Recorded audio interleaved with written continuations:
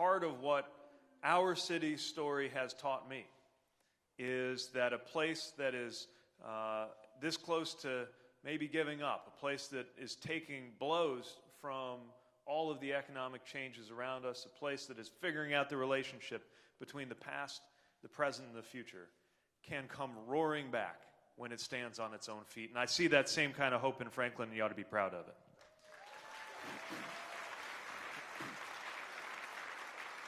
Nice to be reunited with Patty and friends who are here. One of those moments that cuts you down to size happened in an airport. Where were we? Jacksonville. And we're lining up for a flight to Manchester. And this very pleasant woman standing next to me and looks at me a little funny. This is right around the time I felt like I was beginning to get just a little bit famous in the springtime. And she says, "I know you." I'm like, "Oh, she recognizes me. This is going well."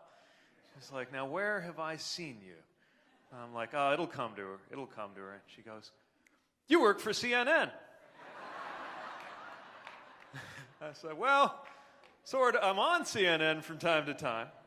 And anyway, the upshot of that conversation, once we cleared up who I was and why I was going to New Hampshire, was she said, "You ought to come to Franklin." And so thanks for the invitation. We're glad to be back.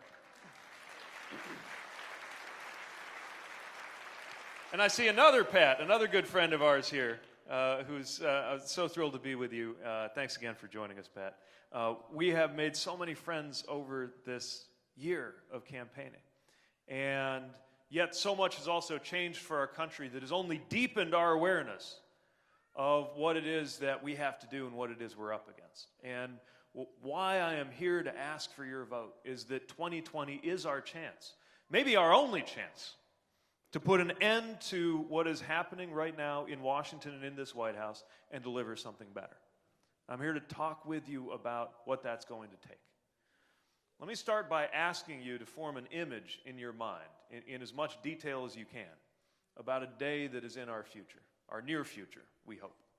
And that is the first day that the sun comes up over New Hampshire, over America, over Franklin, and Donald Trump is no longer the President of the United States. Just let that image sink in.